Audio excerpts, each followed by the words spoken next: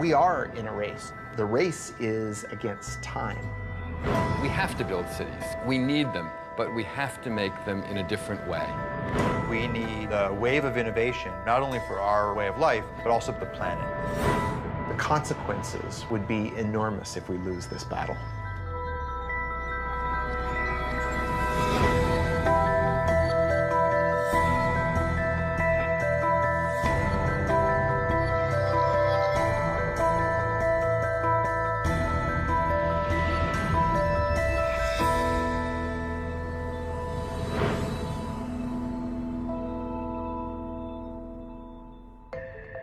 I'm Thomas Getz, executive editor at Wired magazine.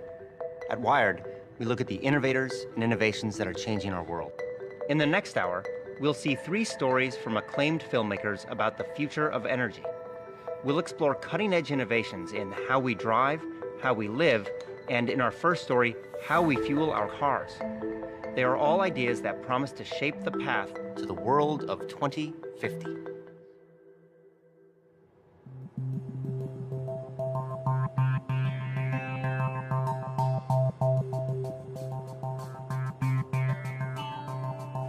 The world has right now close to 1 billion cars, and we might double the number of cars on the planet by 2050.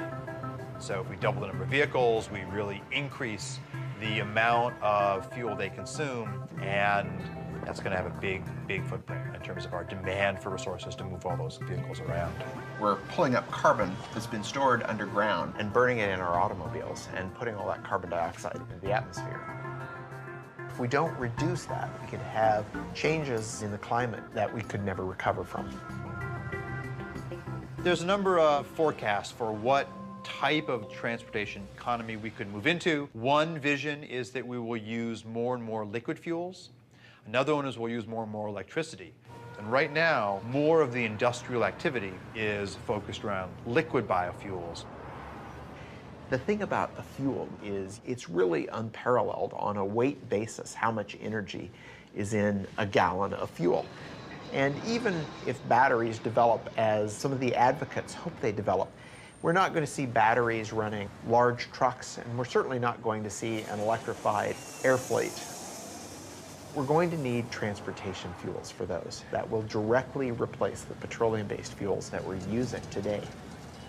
This has kicked off people looking at a whole range of other alternatives to petroleum in your tank.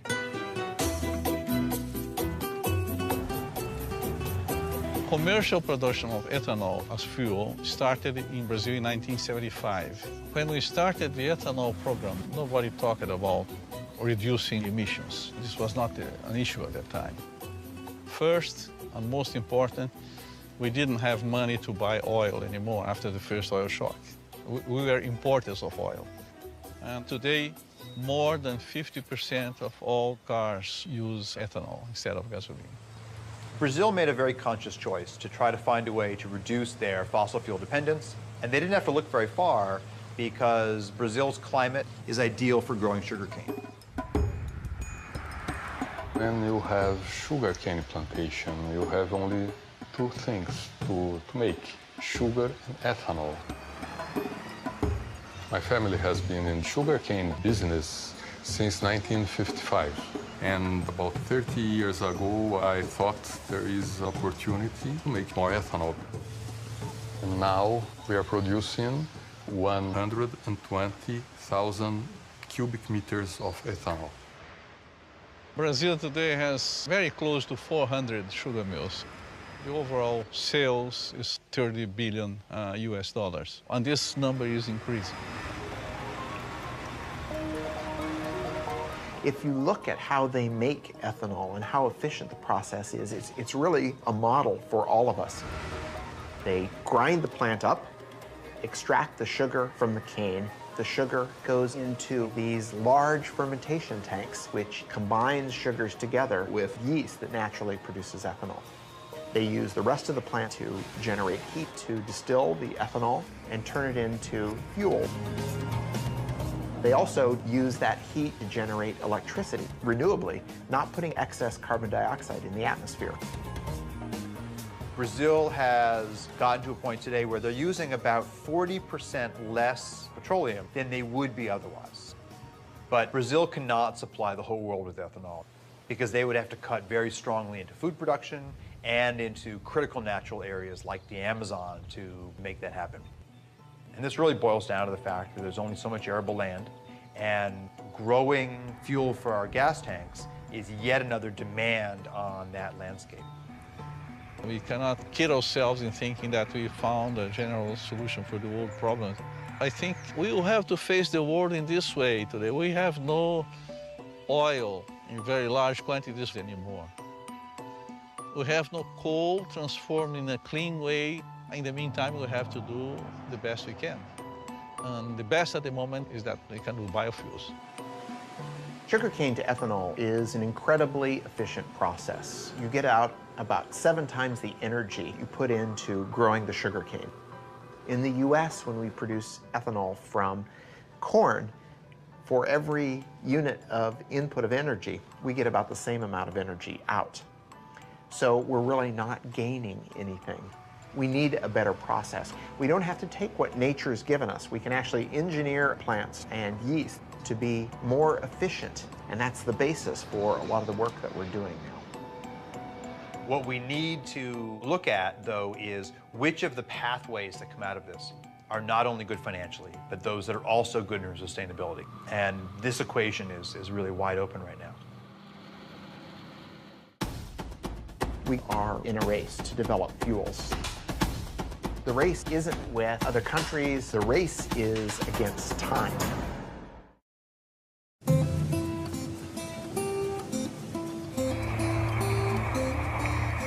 To meet the immediate and future demands, we made the energy solution spring from the ground.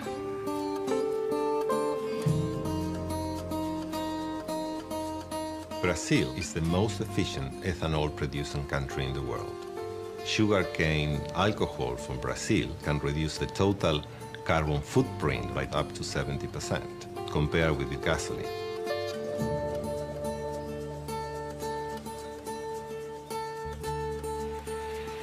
The biggest challenge for fuel providers and car manufacturers is to reduce CO2 emissions over the next 20 years. Demand for mobility will continue to grow.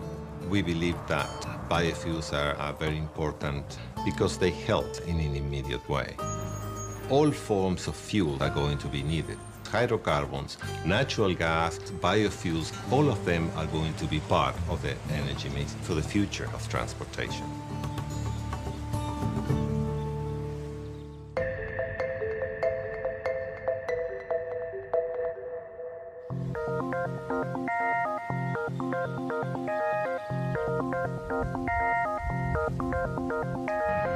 Brazil has been very successful at taking a resource they had and finding the process to make that into ethanol. And people call those first-generation biofuels. We have lots of lab work around the world that are looking at the second generation. That's generally turning cellulosic material from, for example, weeds into biofuels. And the United States is very much at the forefront of the innovation part of the equation.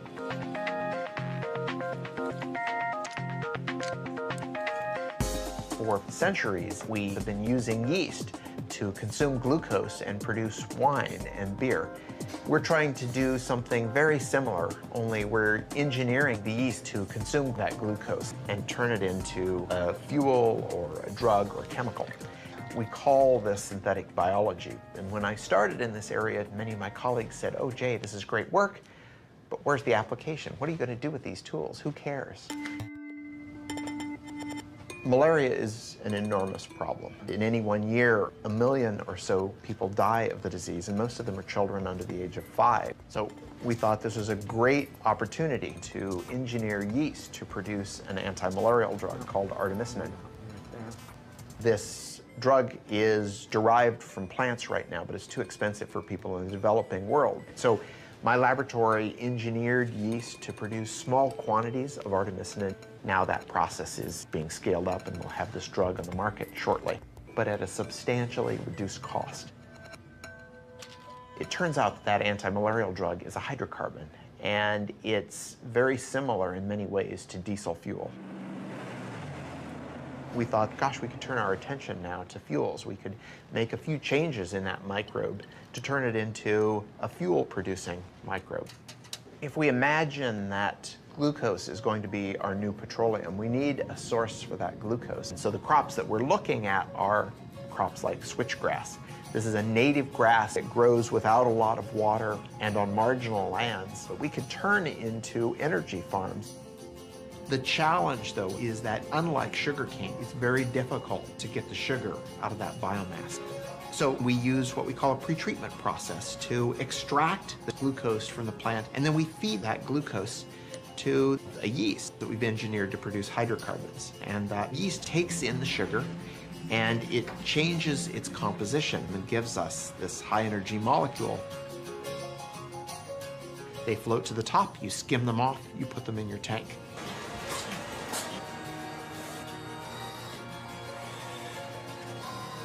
But it takes a lot of work to get from that small test tube all the way up into the million-gallon tank. So we have to give it time, but I think that some of the discoveries that are happening might be applied by the end of the decade.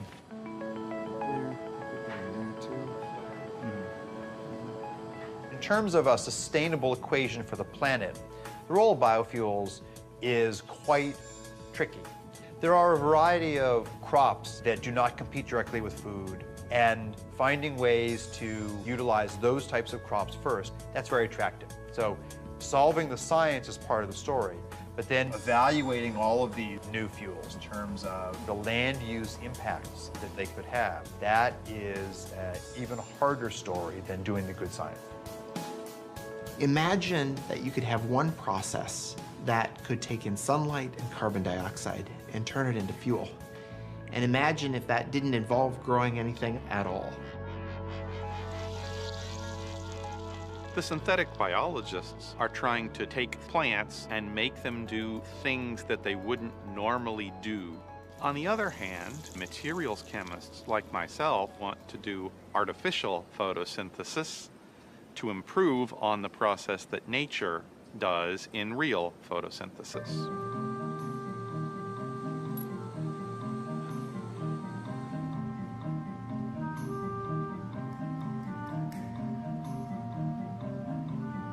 We should follow the blueprint of plants converting sunlight into fuel, but take the approach that it could be much simpler. All we really need is a light absorber that absorbs sunlight. We also need a catalyst like iron or nickel.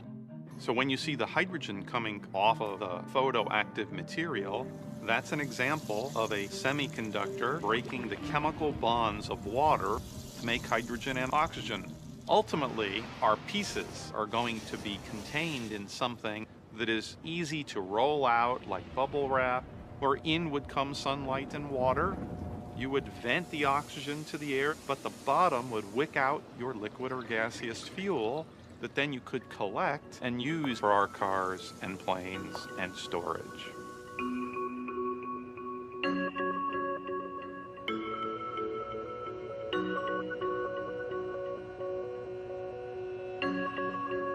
Our goal is within 2 years to have the first artificial photosynthesis solar fuels generator that we can hold in our hands, and then get to scale beyond that time.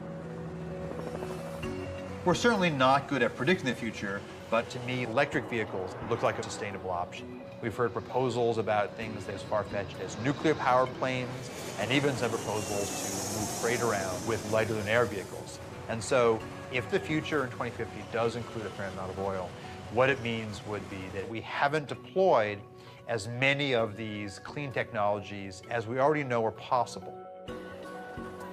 If you think about how long it's taken for us to build up the petroleum industry, we can't hope to reverse that overnight. It's a huge change in our infrastructure. Yes, we should have been working on it 30 years ago. We didn't. We're trying to make up for that, and that means basic research needs to be done now and by as many people as possible. We have a long way to go, but I'm confident that we'll get there.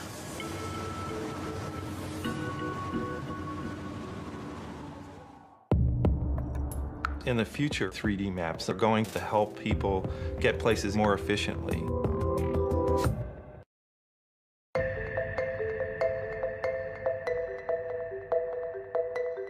As we just saw, the race to produce cleaner energy is charging ahead. In the meantime, demand for cars continues to climb. By 2050, it's predicted there'll be 2 billion cars on the planet, and fuel consumption will have tripled. To keep pace, we'll have to radically change the way we drive. Here's our next story, Driven by Design.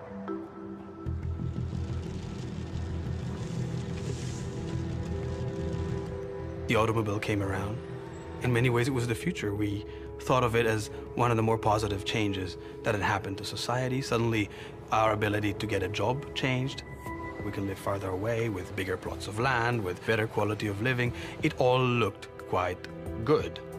But there are limitations to swearing by the car.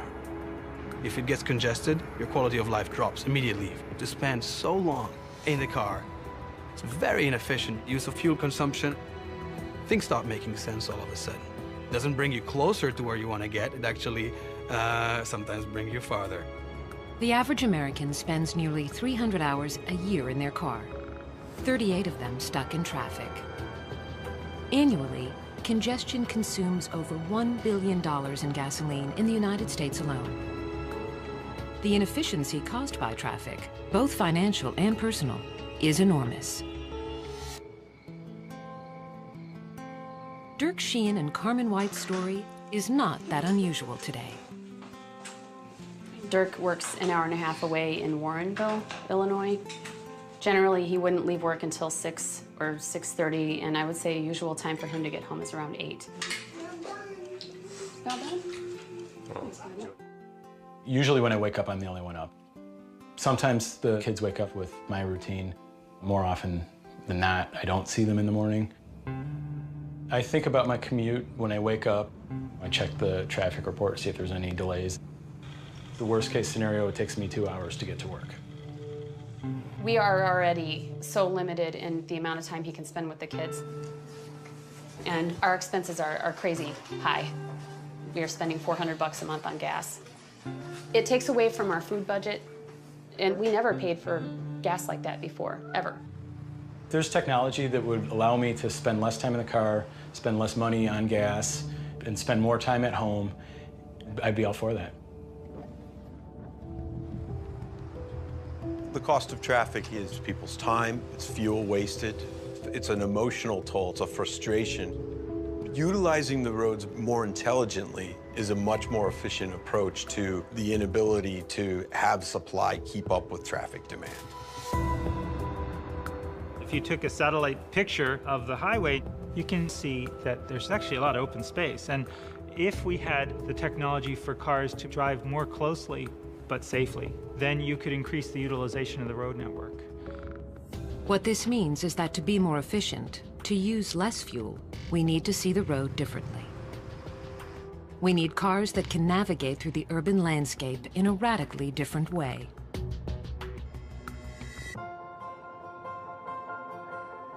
Maps in the future are going to be able to help people get places either more safely or more efficiently. Today just helps you get from point A to point B. But what if I want to get someplace and use the least amount of fuel possible?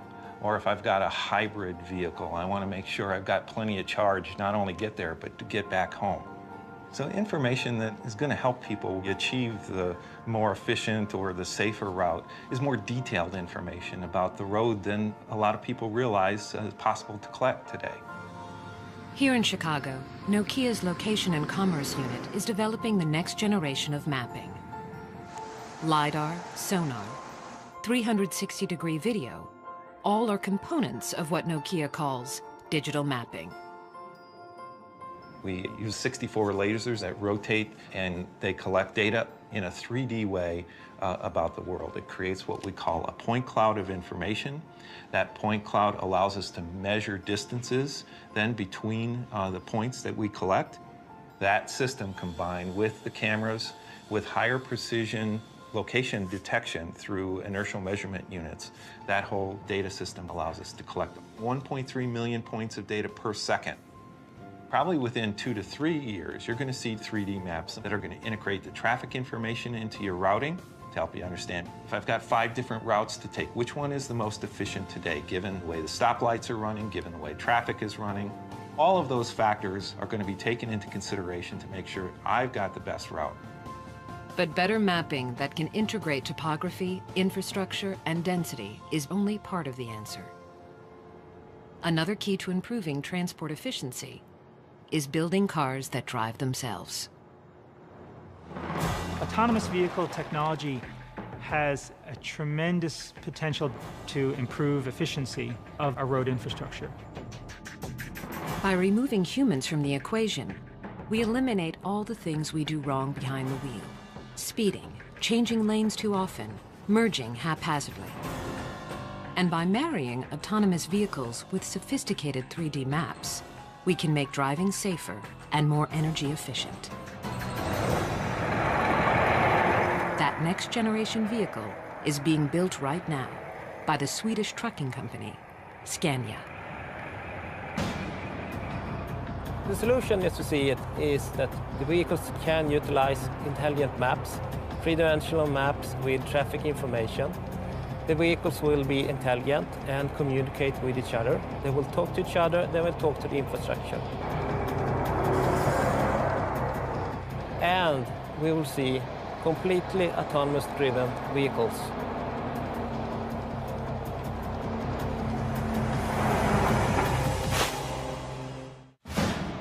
The goal was to have multiple robots and see if they could go 60 miles fully autonomously.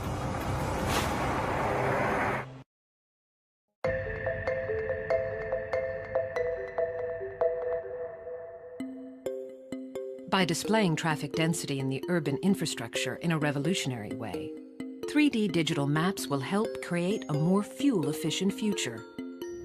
But these technologies are limited by the drivers who sit behind the wheel. Some believe that for cars and trucks to be truly energy efficient, they will need to drive themselves. The technology is coming into play through sensors and capabilities for cars to drive autonomously. In 2007, the United States Department of Defense held a competition to see if a completely autonomous, self-driving vehicle was possible. DARPA stands for the Defense Advanced Research Projects Agency.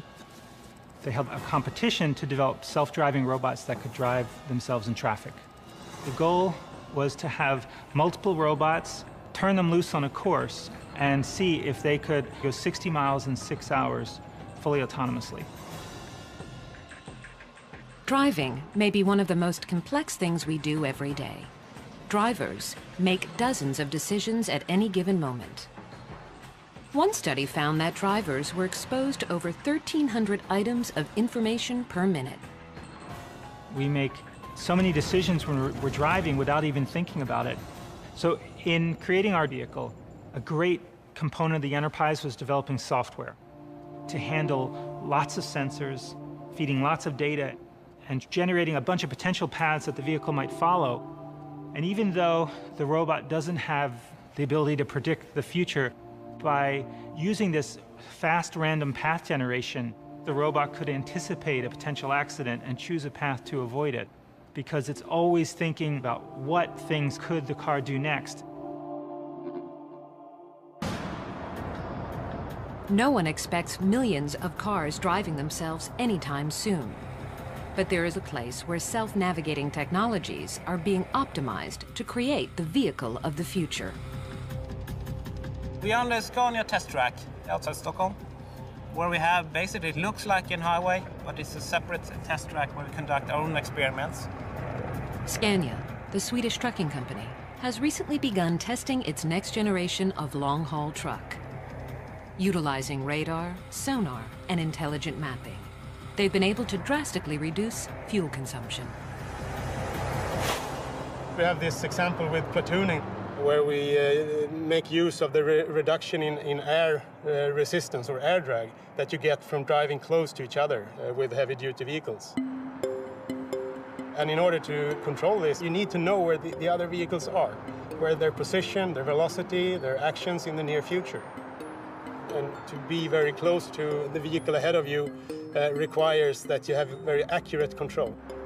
If you look at robotics broadly, there's a wonderful set of research on people looking at schooling of fish and and trying to develop the ability for robots to work together like that. So they're wonderful examples from nature of how cooperation can lead to more efficient resource utilization. You can see it when people are competing in Tour de France.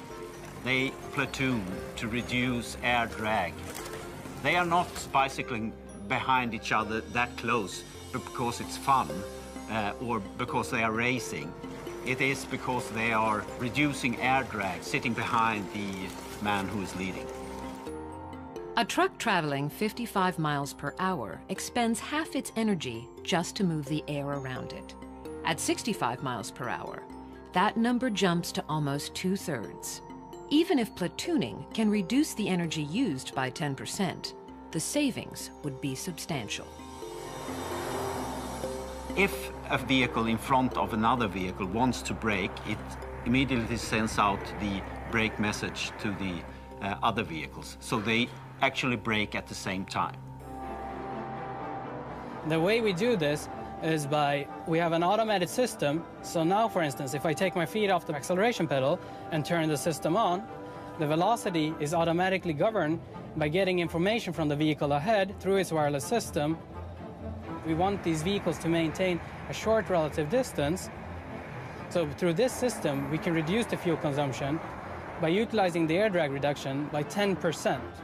And 10% would mean he will be able to save approximately 8,000 euros per single heavy-duty vehicle per year.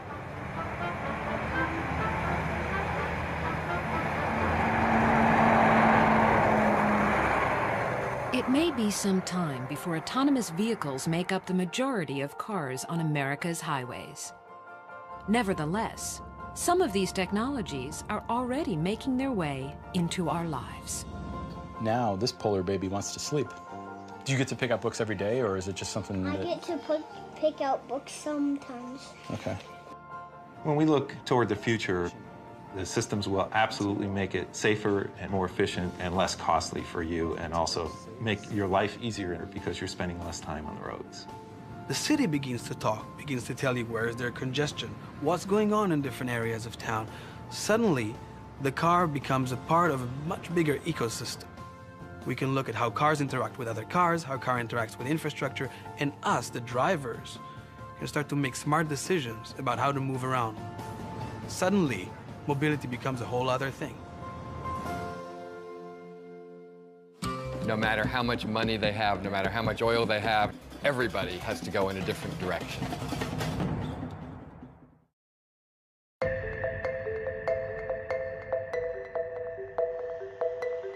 We've seen that changing the way we drive can improve transportation efficiencies. But what if we change the way we build and live in our cities? That's the subject of our next story, Searching for Utopia. We'll travel to the United Arab Emirates and discover a city rising out of the desert. Let's take a look. Masdar City in Abu Dhabi will be the city of the future and the role model for the world. Once you see what they've envisioned for this utopian city, it's very impressive. It's carbon neutral, pedestrian friendly, and powered by renewable energies. But I do notice we're going to have to change our relationship with cars. Welcome to Masdar City. أهلا بكم في مدينة مصدر. We are driving in the bowels of Masdar City in an electric transportation system. It's slightly unnerving to sit in this for the first time. And where are we going? The first big move the architects at Foster & Partners made was to put all transportation underneath the city, leaving the streets of Masdar totally free of cars. The place reminded me of a medieval city, and actually, many design elements are adapted from ancient Arabic towns and villages. It's all about looking back into history to move forward. There's some very, very simple ideas that have a huge impact. This is the pedestrian zone, there's no cars here. This has enabled us to push our streets together to take the advantage of the shade, channel the cooling breezes through. The whole scale here is based on the human being, it's not based on the motor car. As soon as you lift up the pedestrian plane by 7 meters, you've suddenly captured this breeze. What you can see here in the balcony is we've got a modern interpretation of an ancient Arabic screen. What we must avoid is direct sunlight hitting any piece of glass. As soon as the sun hits the glass, the heat's transferred into the building and we have to use more energy to cool it down. Can this really make all that much of a difference? Yeah, absolutely. For example, downtown Abu Dhabi, 60-metre wide streets, black asphalt, mirrored, reflective buildings, no relief from the sun. On a day in September, the air temperature in both places was 39 degrees. In Abu Dhabi, the temperature measured at the asphalt was 57 degrees. In Masdar, the temperature measured on the ground is 33 degrees, so we've actually lowered the air temperature. We're trying to do as much as possible with as little as possible. These simple design moves cut air conditioning needs by 60%. But this place is also technically very sophisticated. The roof panels not only provide shade, they also generate electricity. And the walls themselves are made of glass-reinforced concrete, literally sand taken from the desert. Everything here is geared towards maximizing energy efficiency. Masdar does represent a whole different value system. It represents an acknowledgement that eventually everybody has to go in a different kind of direction, no matter how much money they have, no matter how much oil they have, no matter anything else. All of the cities here in this part of the world have come out of nowhere. There was nothing here not so long ago, except small settlements in the desert. And then all of this oil and all of this money, and suddenly, you know, wham, these cities started popping up. But they sprung up in a false love of a Western model that was already out of date. The model of the late 20th century automobile-based, energy-hogging city.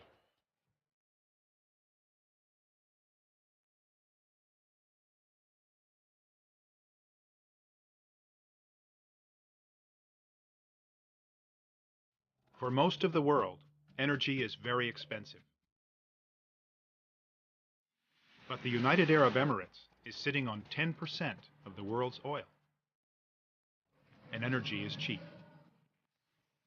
So cheap, you can run a ski slope in a shopping mall and build the world's tallest skyscraper. But even here, cheap energy won't last forever, and the people behind Masdar are determined to find alternatives.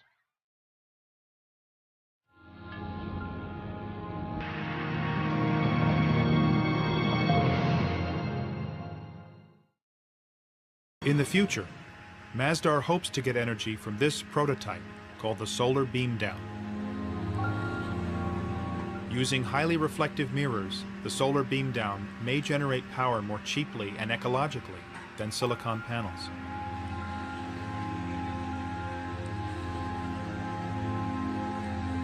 The mirrors bounce the sun's rays up to the tower and then down to a point. Reaching a temperature of 600 degrees, steam can be generated to run turbines to make electricity. There's just one problem. Neither of these solar technologies work at night. So Masdar needs to draw power from the grid when the sun goes down. And that power comes from natural gas. The reality is, it's just not yet possible to power Masdar entirely without fossil fuels.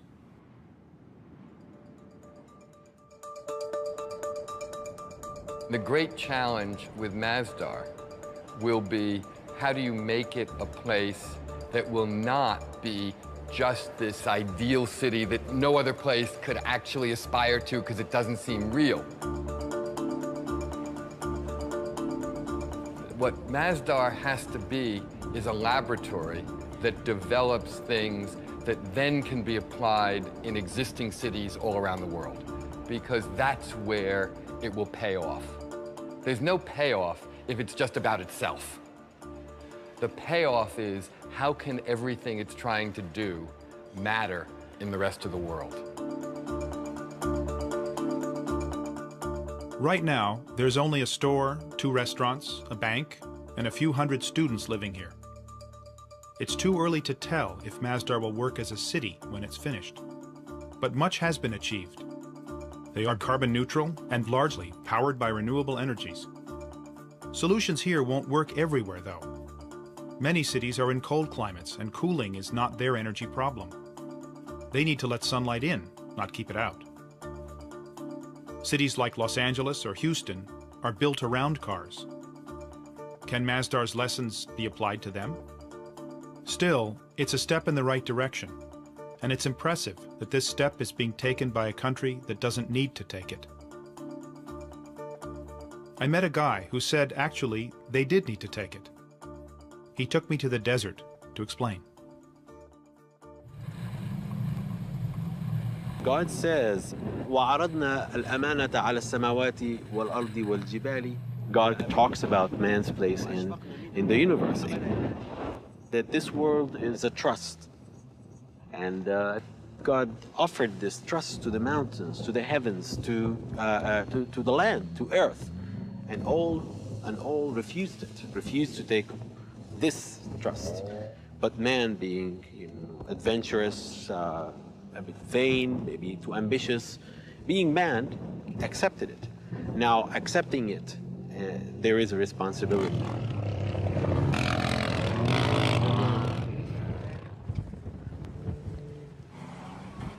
Taking responsibility isn't always easy. Utopia may be unattainable, but we must reach for it. And Masdar does give us a clue to what cities will be like in the future. They may not look quite like Masdar, but they will be shaped by the same concerns, by energy, where it comes from, and how it's used. The way we've been building cities lately is unsustainable.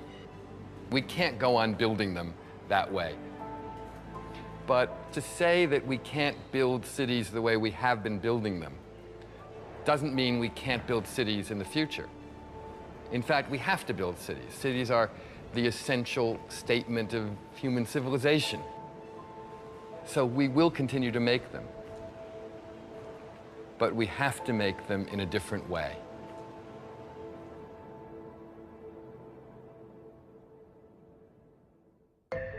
What we've seen is that the world of 2050 won't look drastically different from the world today. But the challenges of a growing population and increased energy use demand real solutions. It's innovations like those we've just seen that will be critical in charting our path to the world of 2050.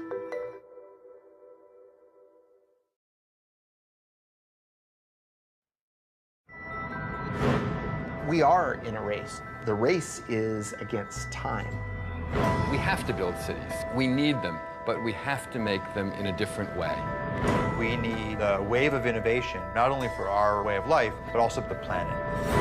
The consequences would be enormous if we lose this battle.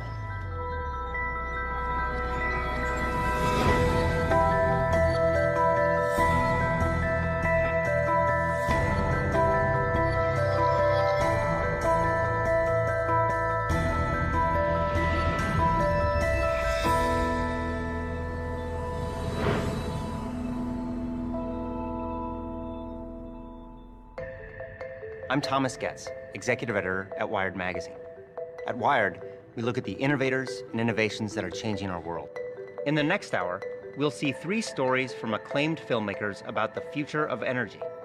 We'll explore cutting-edge innovations in how we drive, how we live, and in our first story, how we fuel our cars. They are all ideas that promise to shape the path to the world of 2050. I have only 2 things to make: sugar and ethanol. My family has been in sugarcane business since 1955. And about 30 years ago, I thought there is opportunity to make more ethanol. And now we are producing 120,000 cubic meters of ethanol. Brazil today has very close to 400 sugar mills. The overall sales is 30 billion US dollars, and this number is increasing. If you look at how they make ethanol and how efficient the process is, it's really a model for all of us. They grind the plant up, extract the sugar from the cane. The sugar goes into these large fermentation tanks, which combines sugars together with yeast that naturally produces ethanol.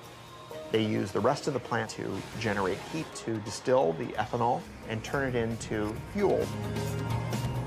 They also use that heat to generate electricity renewably, not putting excess carbon dioxide. If batteries develop as some of the advocates hope they develop, we're not going to see batteries running large trucks, and we're certainly not going to see an electrified air fleet. We're going to need transportation fuels for those that will directly replace the petroleum-based fuels that we're using today. This has kicked off people looking at a whole range of other alternatives to petroleum in your tank.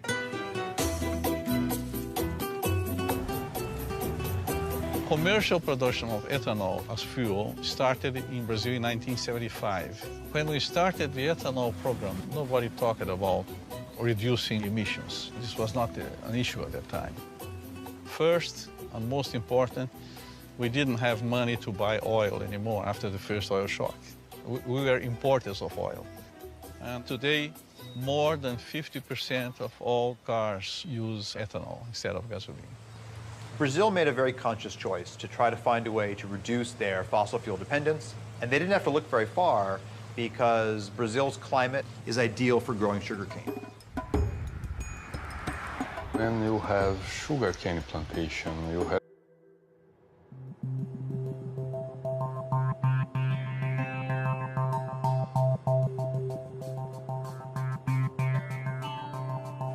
The world has right now close to 1 billion cars, and we might double the number of cars on the planet by 2050. So if we double the number of vehicles, we really increase the amount of fuel they consume, and that's going to have a big footprint in terms of our demand for resources to move all those vehicles around. We're pulling up carbon that's been stored underground and burning it in our automobiles and putting all that carbon dioxide into the atmosphere. If we don't reduce that, we could have changes in the climate that we could never recover from. There's a number of forecasts for what type of transportation economy we could move into. One vision is that we will use more and more liquid fuels. Another one is we'll use more and more electricity. And right now, more of the industrial activity is focused around liquid biofuels. The thing about a fuel is it's really unparalleled on a weight basis how much energy is in a gallon of fuel, and even dioxide in the atmosphere. Brazil has gotten to a point today where they're using about 40% less petroleum than they would be otherwise. But Brazil cannot supply the whole world with ethanol because they would have to cut very strongly into food production and into critical natural areas like the Amazon to make that happen. And this really boils down to the fact that there's only so much arable land, and growing fuel for our gas tanks is yet another demand on that landscape. We cannot kid ourselves in thinking that we found a general solution for the world problems. I think we will have to face the world in this way today. We have no oil in very large quantities anymore. We have no coal transformed in a clean way. In the meantime, we have to do the best we can. And the best at the moment is that we can do biofuels. Sugarcane to ethanol is an incredibly efficient process. You get out about 7 times the energy you put into growing the sugarcane. In the US, when we produce ethanol from corn, for every unit of input of energy,